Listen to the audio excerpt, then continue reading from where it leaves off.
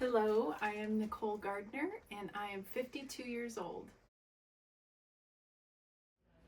One of my favorite movies is called Sweetland, and it was made kind of like in the early 2000s. Not exactly sure what year, but um, if you have time to watch it, I think it's a great movie. Um, and also, I would say Lonesome Dove, which is not a movie, it's a series, but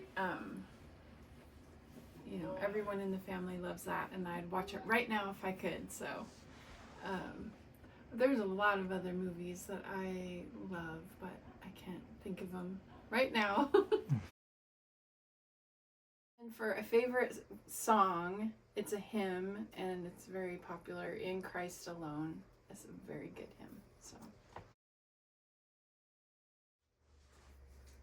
some things that are important to me are, of course, family. My husband, Sudden, is the most special person in my life. And so our relationship is the number one. I have 3 children, Natalie, Nora, and Silas. And all those guys mean the world to me. And also my parents, who live in Colorado, Nick and Judy Greer. My grandparents, who have all passed on, Bud and Virginia Carpenter and Merle Greer. They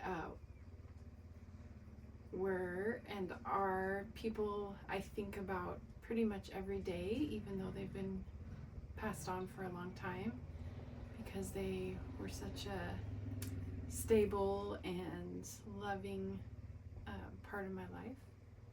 And of course I have my brother Paul and his family, and then all of Sutton's family, which you know who you are because you're here with me today. And the most important thing in my life is my relationship with the Lord. I think about him, I would say, every minute of the day, most times, and he gives me purpose and peace, and I just want to do my best to show him how much I love him, because he saved me. So, I was born in 1973 in Fort Collins, Colorado, to my mom, Judy Greer, and my dad, Nick Greer. And I was their firstborn, and my dad was going to Colorado State University when I was born there in Fort Collins. And then shortly after, maybe, I think we're 2.5 years apart, my brother and I. So then my brother Paul was born. And my mom stayed home for the most part and took care of us when we were little like that.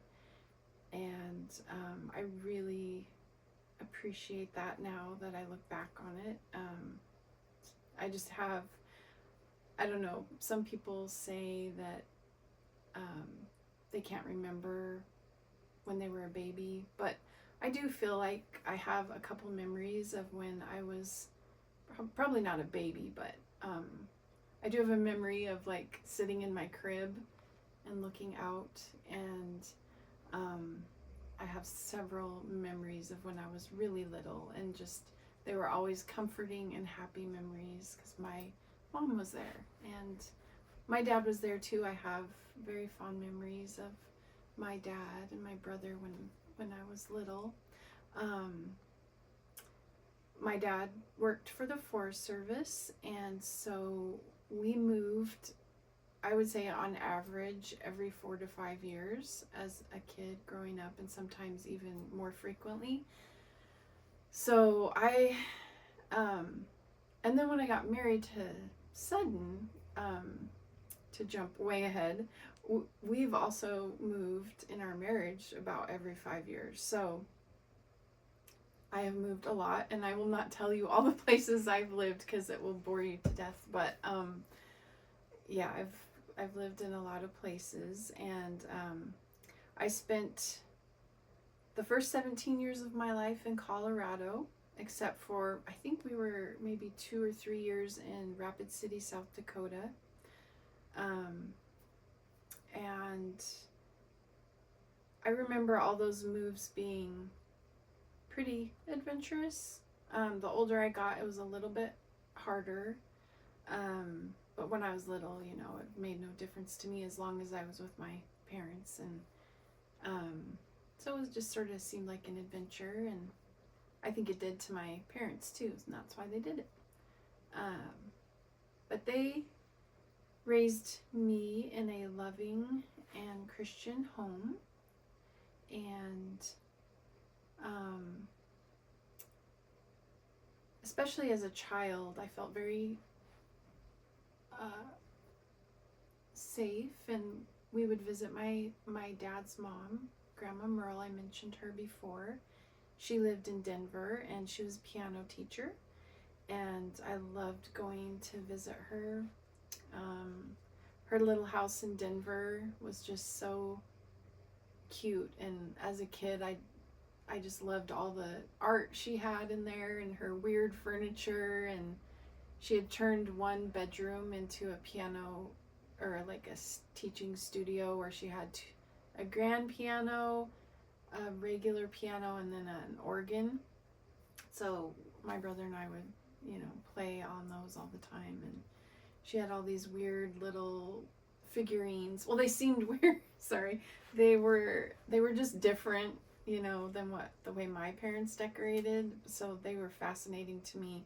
And I remember in her dining room, she had a little kind of like curio cabinet in the corner, and it was just filled with all these little knickknacks and breakable things. And as a little kid, I would love to just go and pick those up and look at them and move them around. And I was always very careful because I knew she'd be upset if I broke any of them. And so I was very careful with them, and I never did break anything. And she had a little music box in the shape of a piano, and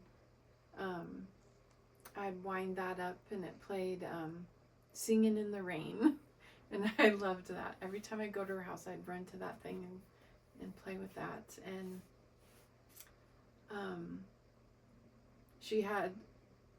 her house was just set up so different than what I was used to.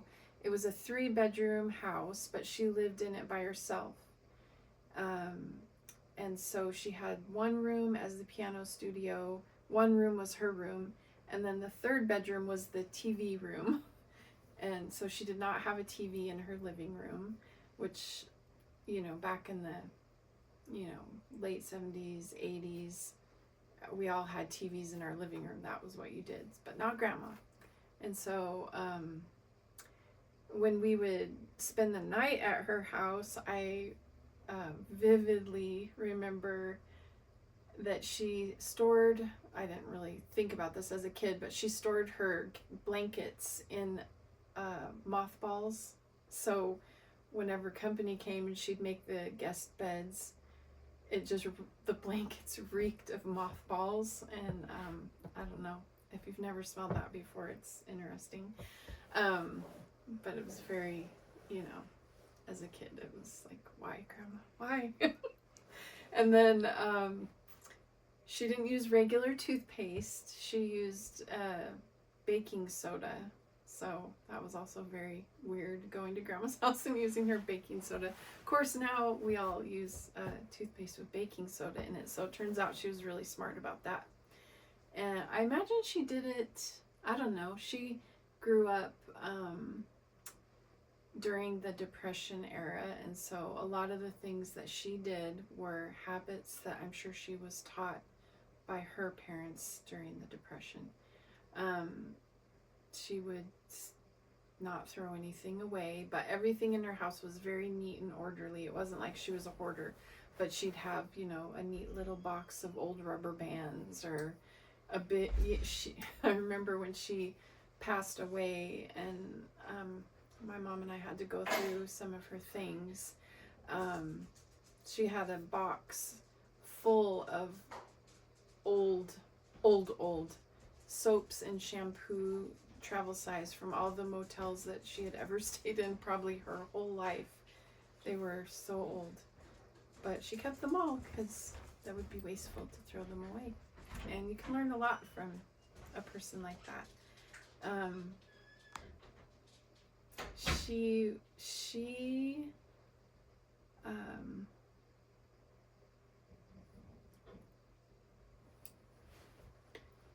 I wish I could spend time with her now that I'm older and I know more about life, but she was just very proper, but not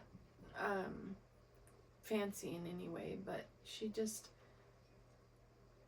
taught me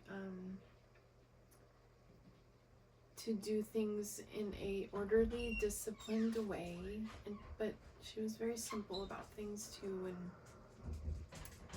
And I don't think she was a very like emotional person. My dad told me that she never said she loved him until she was in her 80s. So that kind of tells you that she wasn't overly affectionate, but she cared deeply about people, and you could tell that just because she wanted to spend time with us, and she would write me letters.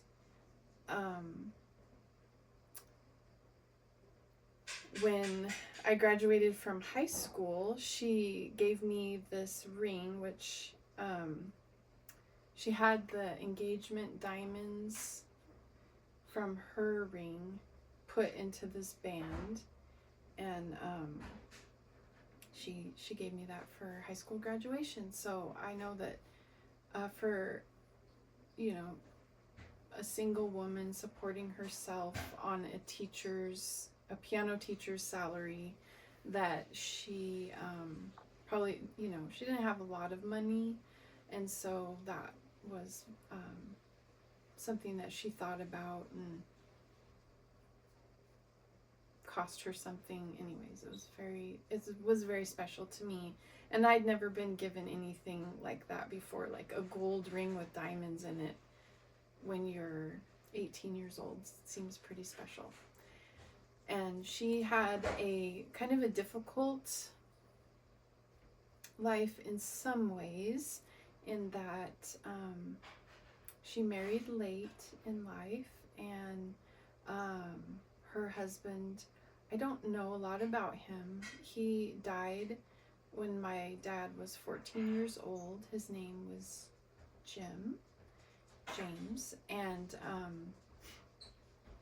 he, you know, I don't know the good parts too much about their relationship, but I do know that he was an alcoholic and that there were problems, and I do think my dad said, you know, there were times where he was abusive, and I don't know if that was just to my dad or to her as well, but I don't know how, she must have been probably 55 or 60 when her husband died in the car accident. My dad was 14.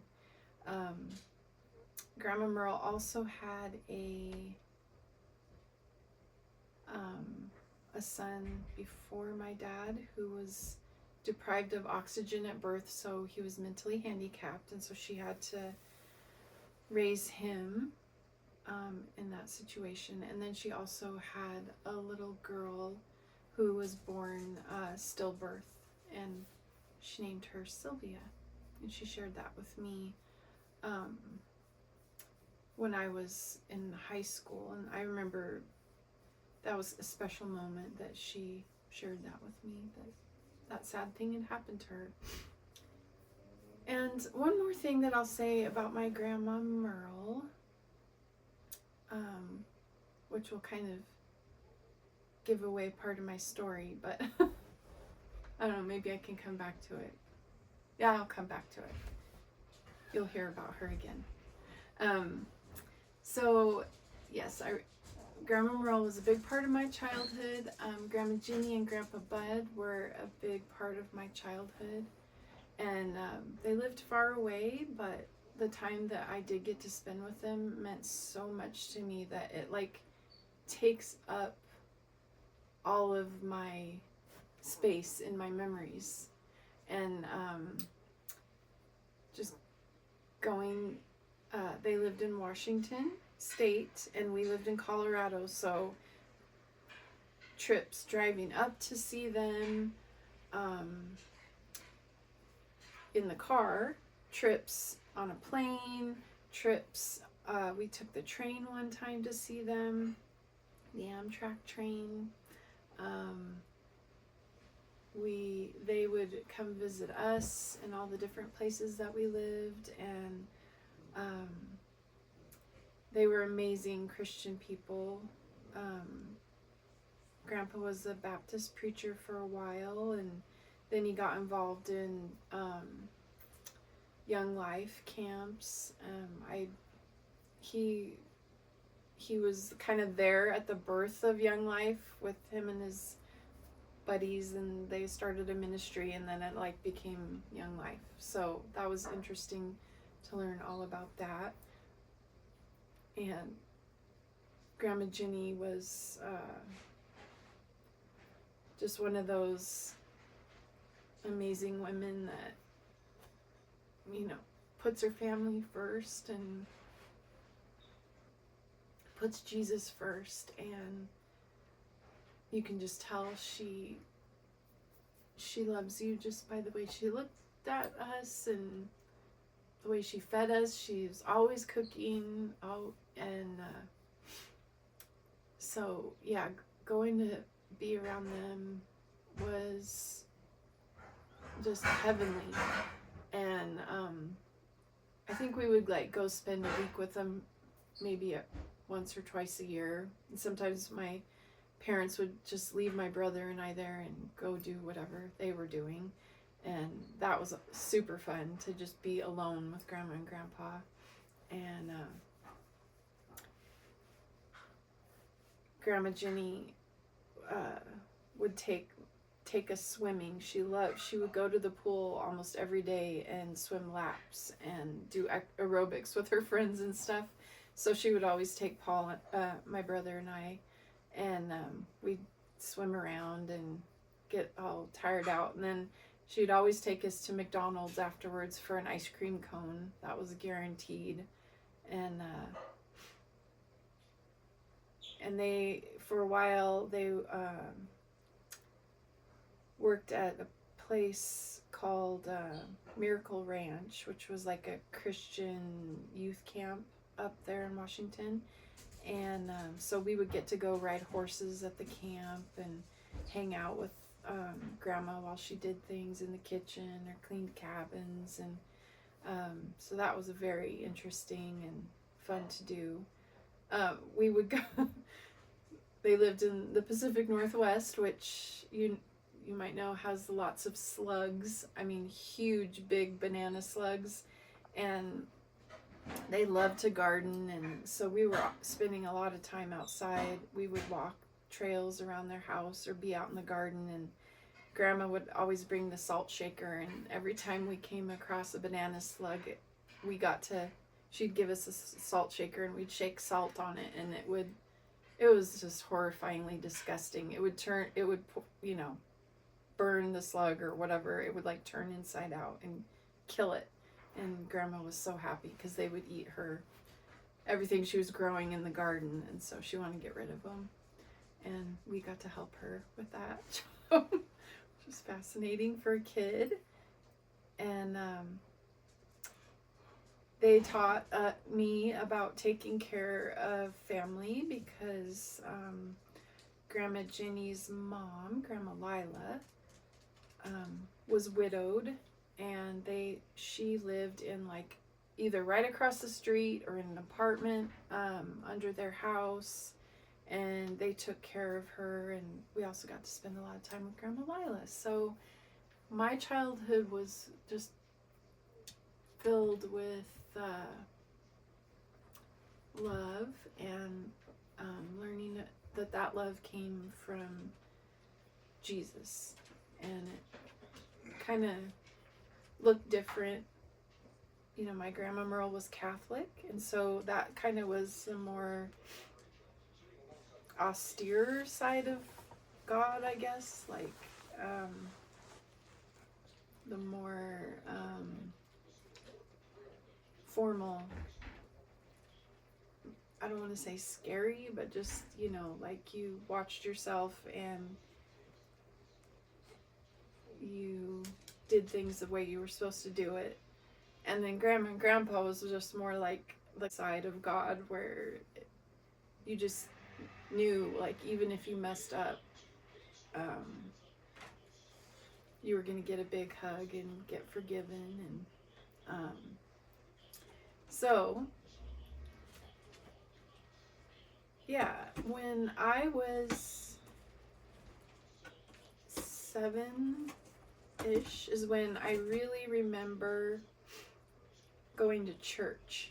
We lived in Carbondale, Colorado, and my parents would drive us to a little town called Redstone, and there was a tiny little community church there, and it was very like informal, but that's when I have my first vivid memories of church and singing the chorus songs. I remember, you know, sitting in the pew with my dad, and you know, when you're a little kid, you get tired and you just lay down on, you know, and fall asleep during church, and just very happy memories, and running around outside after church, outside with all the other little kids and having the potlucks and stuff, and just hearing about Jesus all the time in the music, in the sermons, in the prayers. And at that time I was going to Awana, and I was 8 or 9 years old. I can't quite remember, but I remember being at Awana one night, and at the end, I think they always gave like a little speech and gave the gospel message during that. And I vividly remember knowing that I was a sinner, and that I wanted Jesus to save me, and that I believed in him and I loved him. And I told the teacher there that I wanted to be saved, or, you know, I wanted to pray the salvation prayer or whatever. And the teacher, I remember, said, okay, you go home and you tell your parents that. And so that night I went home and I told my mom and that I wanted to pray to ask Jesus into my heart. And she, because that's what we said back then. We wanted to, I don't know why it was said that way, ask Jesus into our heart, which doesn't make any sense if you think about it. But she said, well, you need to sit down and talk to your dad. So I told the Awana people, I told my mom, and then I went and sat down with my dad. And my dad and I kind of went and had a formal sit down. And I think my dad, just knowing how he is, asked me all the important questions to make sure that I understood, you know, what it meant. And I must have understood, because then we prayed together, and then I was saved. And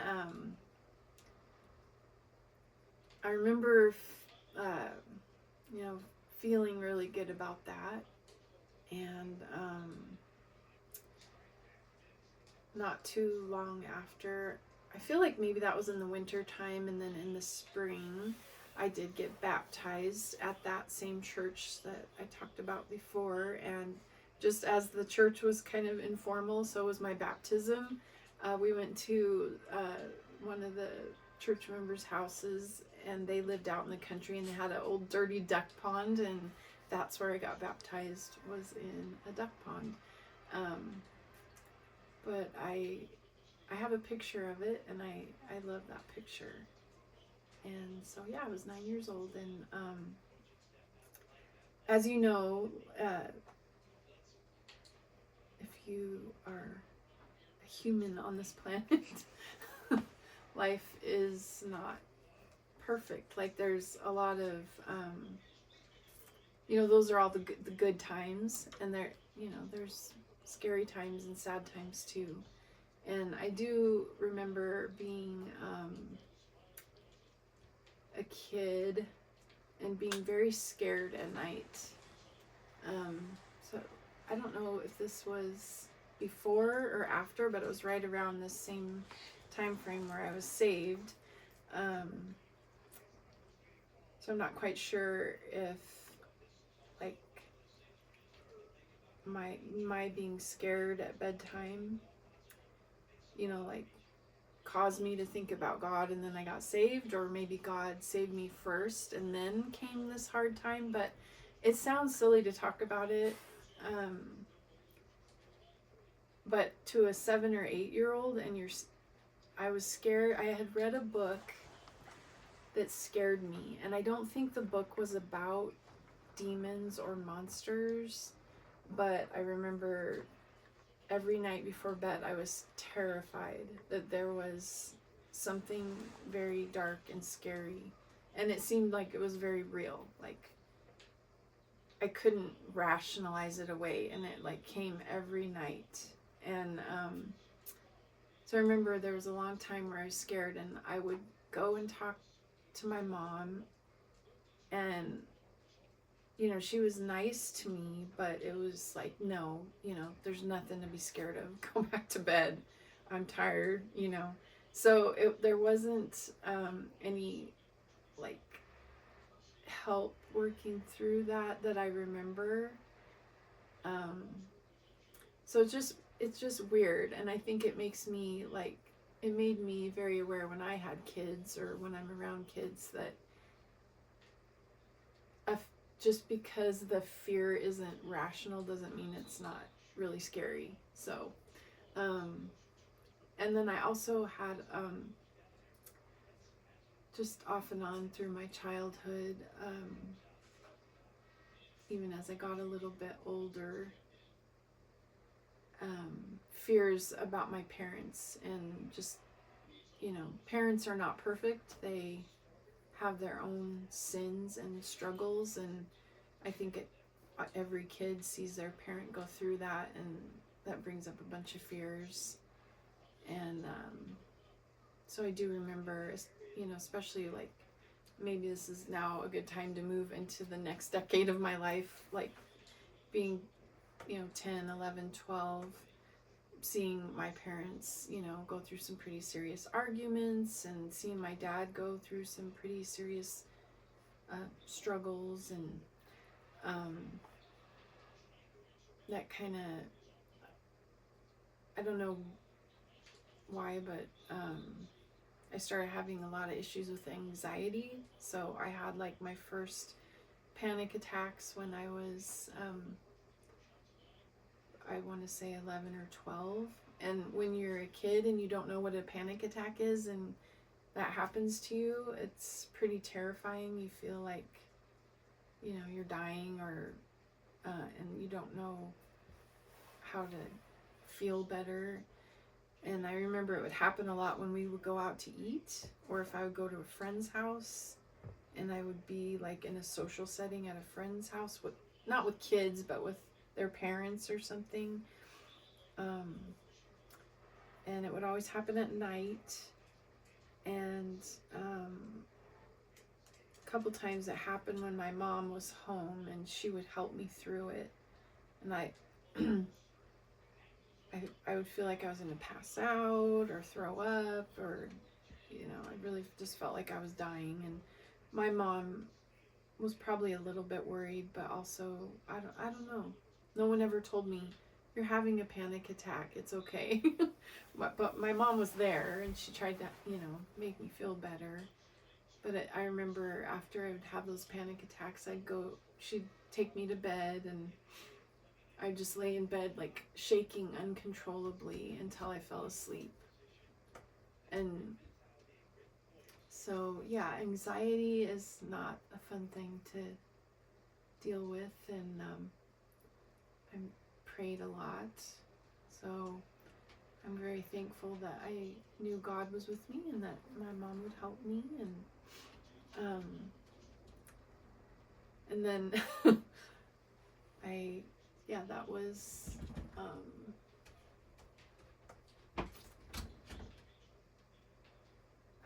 we moved to a new town at that time when that started happening. So I don't know if it was related, but I had some episodes at school where I couldn't control my emotions and I would get in trouble or get in a fight with somebody. I don't know, one time this guy in my class, I think I was in 6th grade, and he would just pick on me all the time, and I would get so frustrated. And one day when we were coming back from band, I took my clarinet case and I swung it at him. And I don't think I hit him, but my case popped open and my clarinet flew everywhere, and I think I got in trouble for that. And another time I got in trouble in class and I just ran away. I just ran out of the classroom and ran outside and hid around the corner. I don't know. I can't explain it, but I had just a couple of. I was trying to make friends or something. I'm not sure.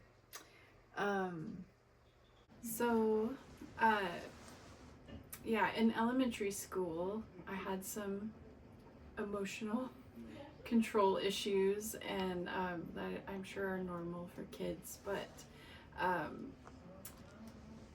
I lived in a little town called Fairplay, Colorado.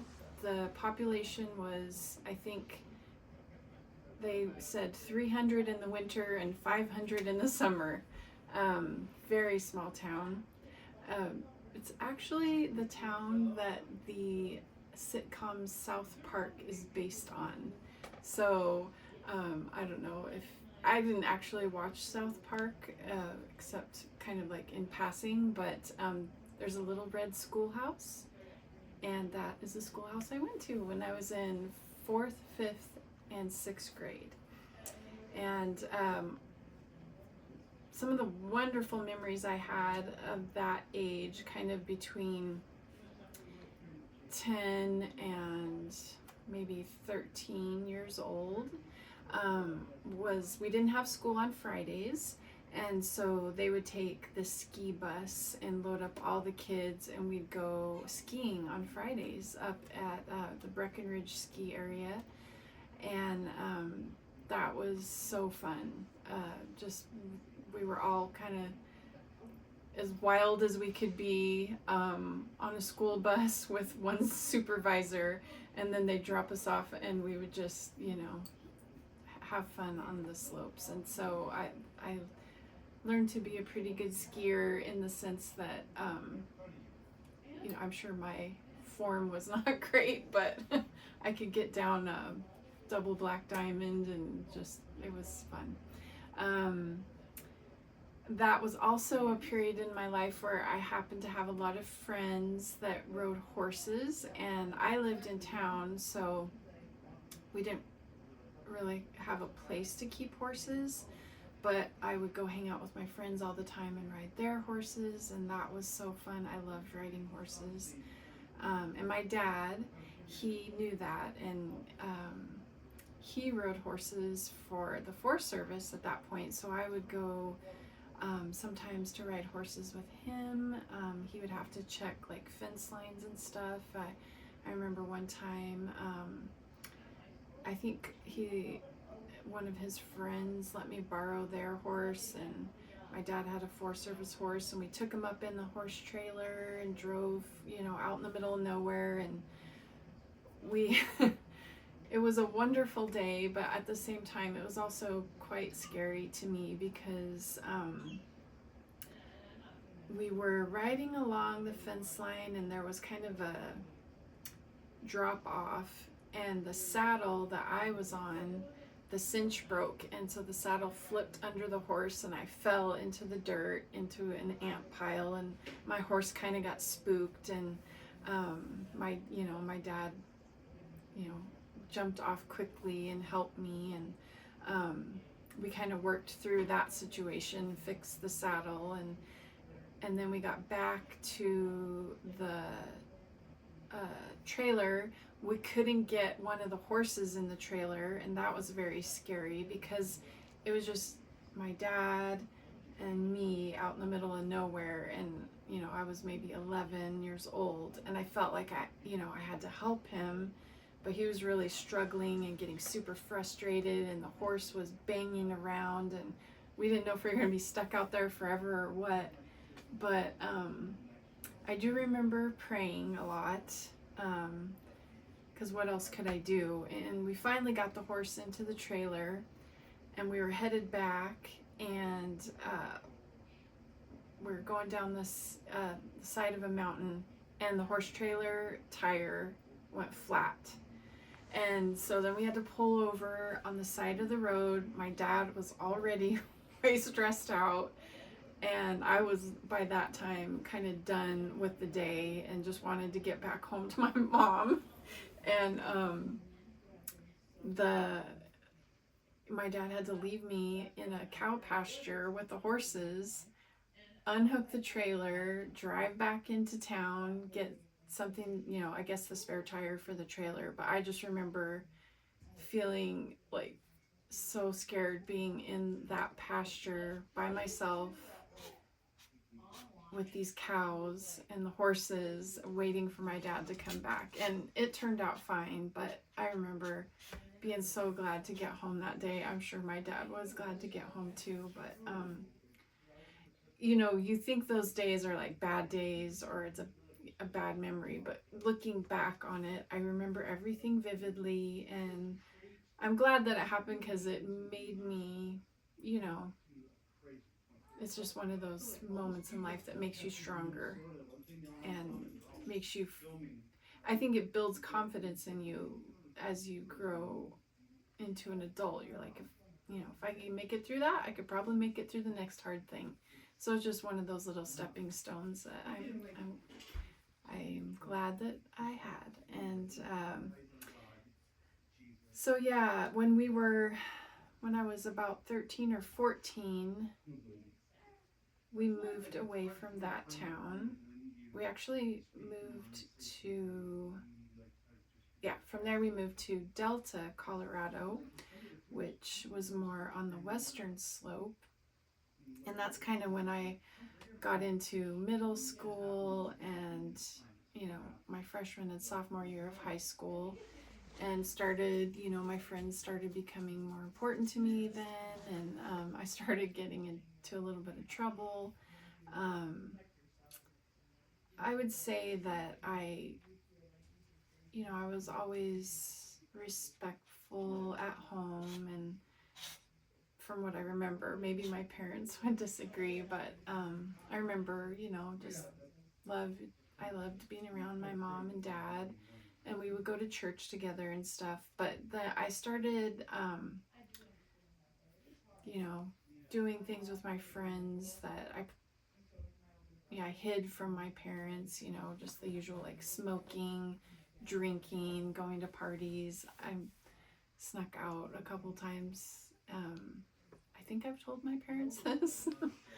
I'm sure they're not surprised. And I do kind of remember growing away from my brother at that time, which is sad. He kind of, I don't know if he cared that I was more interested in myself at that point and my friends, or if he was just fine with that. But we were closer when we were younger, and that was the time we kind of started going off and doing our own things. And as I mentioned, I was a believer, so here I am, sneaking off, hiding things from my parents, doing things I know they wouldn't want me to do, or that God wouldn't want me to do.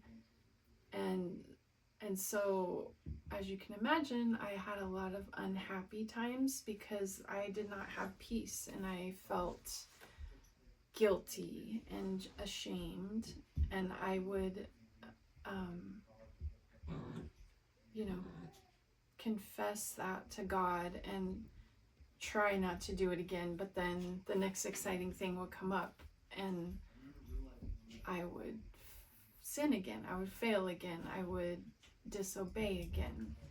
So I don't know how to explain that except that I was immature in my faith, and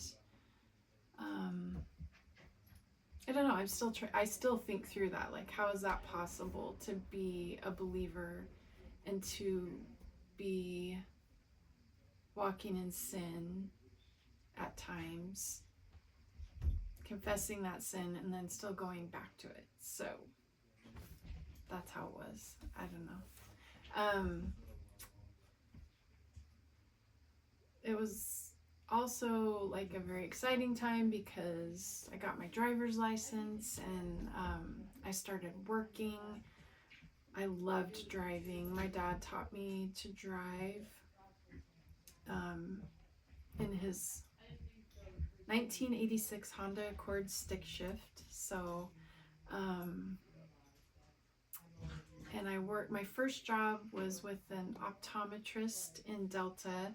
So I would work on Saturdays from like 8 to 12. I would open the office. I would spend an hour cleaning, organizing all the glasses that they would sell on the shelves, and probably dusting, and I would open up all the shipments that came in and organize those. And then when I had this when I was 16 years old, and part of my job was like the patients would come in to pick up their contacts, and if they'd never worn contacts before, I would take them into the back room and teach them how to put contacts in their eyes. And so part of that was I had to learn how to wear contacts, even though I didn't need contacts. And that was at a time when colored lenses were coming out. So the optometrist ordered me, I think it was blue, because my eyes are brown. And he ordered blue contact lenses for me to practice putting them in and out so that I could teach the patients how to do it. And it's just funny to me that they let a 16-year-old do that. But I think I did a good job. I wanted to help people, and I worked hard, and I found it fascinating. I also got a job at a Wayne's Drive-In, so I was basically a waitress, and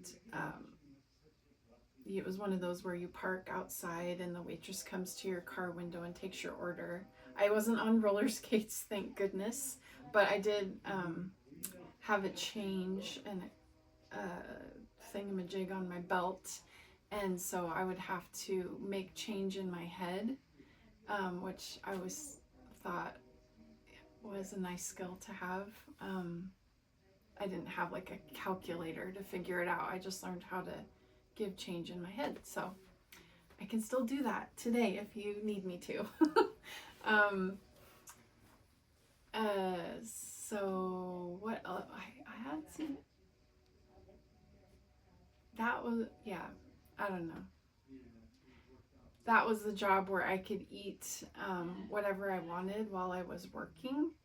And so I gained about 15 pounds and also got very self-conscious about how much I weighed and what I looked like and losing weight. And I would say I became obsessed about it, and I always felt like I was fat and ugly, but I wasn't. Anyway, it's just weird when you're a teenage girl. And then what was really fun was I did my freshman and sophomore year, I did volleyball, and I loved that. It was so fun, and I was good enough to make the varsity team as a sophomore. I was on the bench, but I still made the team, so I was always really proud of myself for that. And if I had stayed at that school for my junior year, I'm sure I would have been on varsity, but we moved. So I kind of had to say goodbye to that. And we ended up moving to Oregon. So all the friends that I had made there over the last 4 years, I had to say goodbye to. And that was really hard because I had a lot of friends there that I really liked. And, but here we got to Baker City, Oregon. I was beginning my junior year. I tried out for the volleyball team, but they did not, I didn't make the team. And I'm not sure why. That never really made sense to me. But I just figured it was because nobody knew me. I don't know. And so I started making friends here, and the same story kind of continued. Like, I would get myself into these situations where I was disobeying God. And I don't know. I mean, you can't make an excuse for that, but I was just trying to have fun and fit in and make friends. And I remember one night I went out with my friends, and I was supposed to be home at midnight, I think. And we went out on this dirt road somewhere, and everybody was drinking. And I did drink just a little bit. But I remember thinking to myself, you know, I don't want to get drunk and be out here all night with these people. I want to go home. And so I asked for a ride home, and I sort of crammed into a truck with a bunch of people, and they pulled up in front of my house, and we opened the door, and I sort of fell out just because we were all crammed in there. And I looked up and my dad was standing in the doorway, and I was like, oh no, I'm in trouble. And so I went inside, and my dad was very calm, which I didn't think he would be calm, but he just listened to me, and I told him the truth about what I did, and he wanted to know who I was with. And I just happened to be with his boss's daughter, and I didn't really think about it at the time, but so I just told him who I was with, and he was like, okay, you're grounded, go to bed. And I was like, wow, I thought you get yelled at, or, you know, I just thought it was going to be a lot worse than that. And next morning, he took me over to his boss's house and like wanted to have a sit down with, you know, his boss to talk about like how we were doing things we shouldn't be doing together. Anyway, that was humiliating, and I don't think it was good for him and his boss's relationship. I don't know, but I learned a lot about my dad that day, you know, that he respected me enough to listen to me and not just yell at me, and that he cared enough about me to like try to solve the problem. So I think what he was trying to do was like make it so that my friendships were healthier. Anyway, so that was an interesting part of my high school experience. And then I graduated from high school, and I remember very specifically when I was a senior constantly being asked, like, what are you going to do? Are you going to go to college? What do you want to be when you grow up? And I remember feeling very overwhelmed by that. Like, there was a tremendous amount of pressure, and I had no idea how to answer that question because I didn't know what I wanted, and I couldn't really see into the future, I don't know. I was just like, if someone asks you, where do you see yourself in 5 years? I couldn't see that. And so I just kind of like made something up to like please everyone that was asking me these questions. And I, at the time, was taking an accounting class, and I liked my teacher. And so I was like, okay, I'll just tell everyone I want to be a CPA, because I think my friend, her dad was a CPA. And so that's what I was telling everyone. I'm going to go to college and be a CPA. I don't even think I knew what it meant.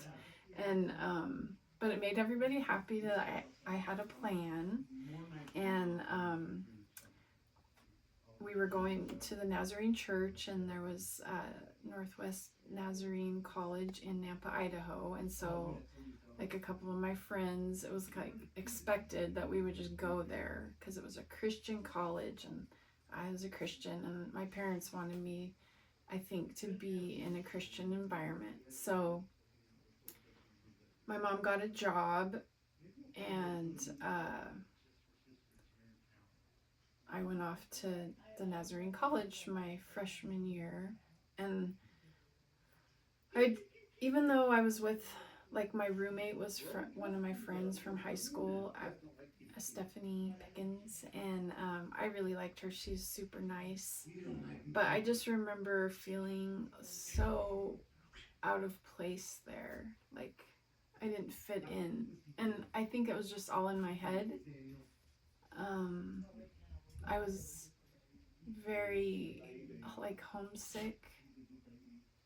And I remember the first day when my dad, we packed up all my stuff in the truck, and he drove me to college, and we unloaded everything in my room. And I remember just being like, I don't want him to leave me here. And he was so excited for me to go, but I think he saw the look on my face, like, that I didn't want to stay.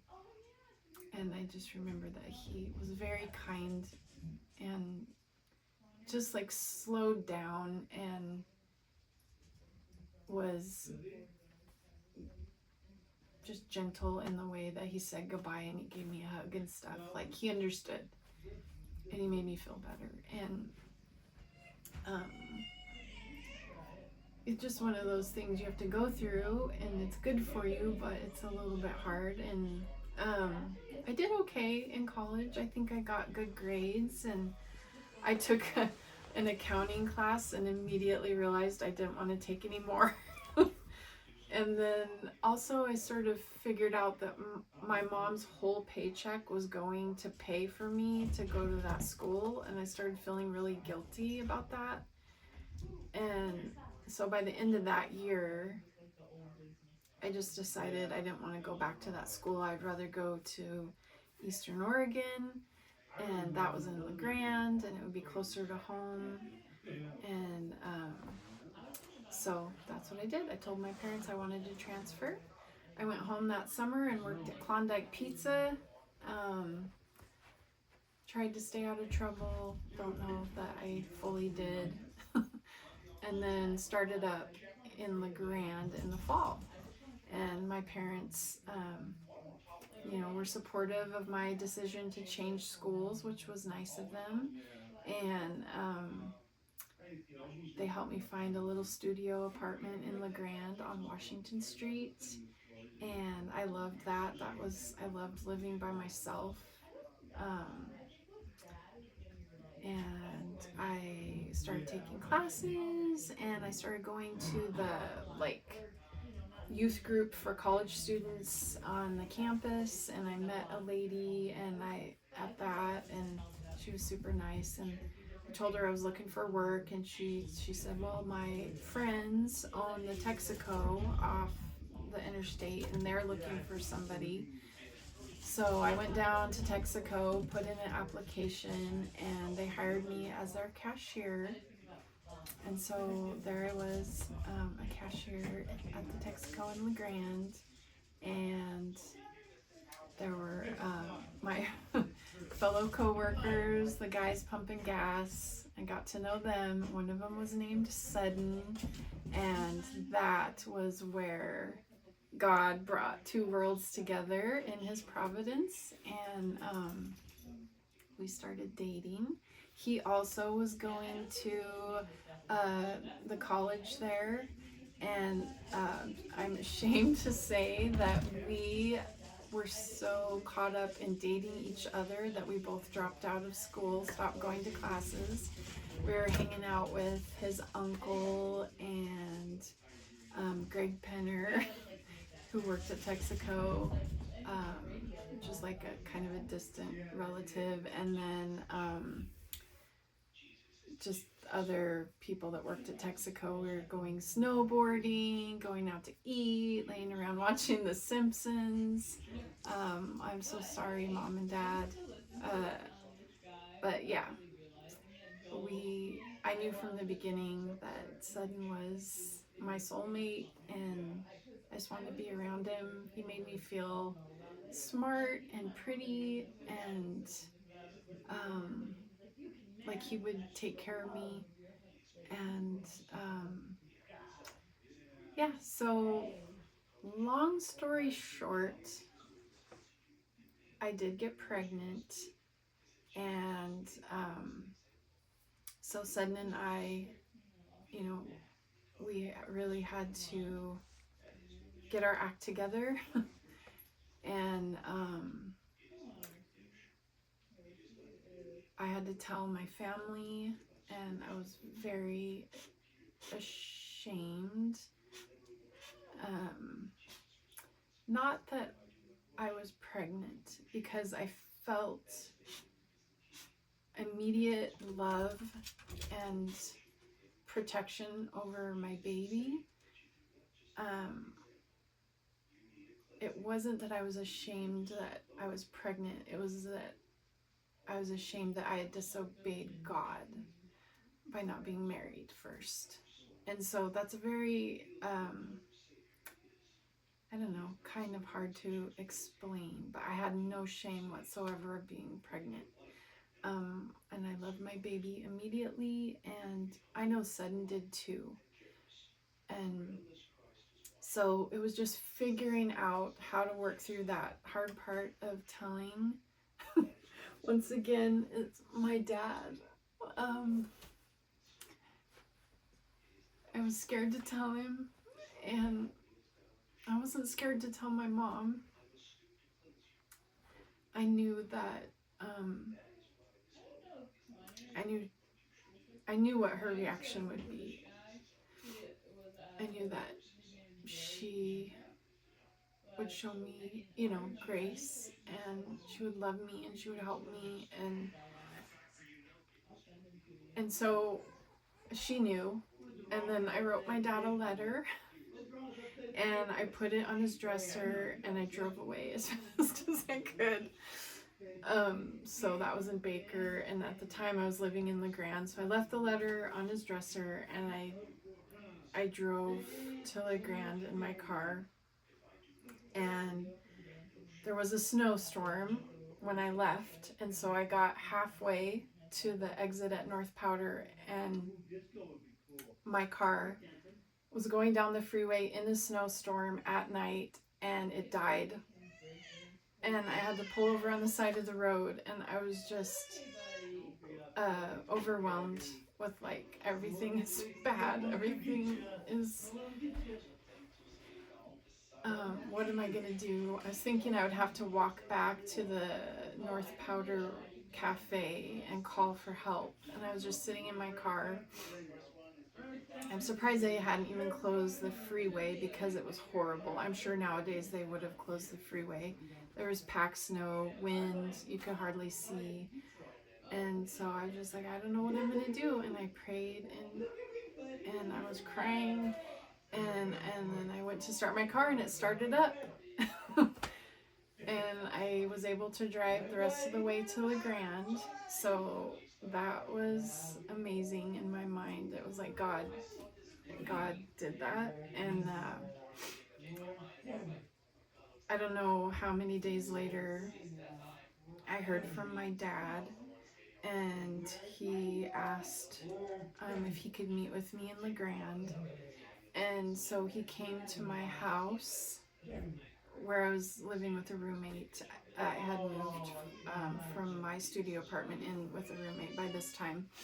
And my dad comes to visit, and I have no idea what to expect. And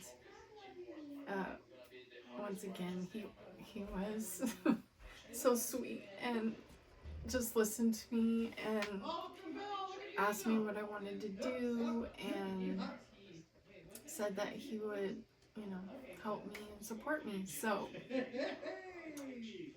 that was amazing. And um,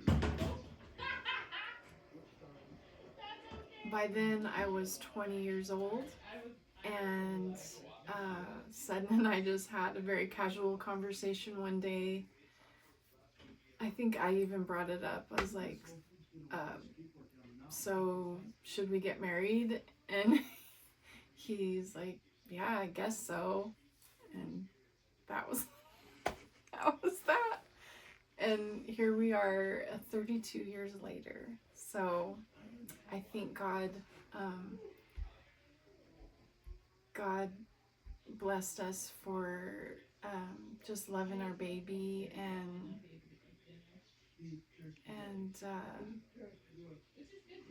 wanting to love each other and wanting to be a family. And so he's protected us all this time.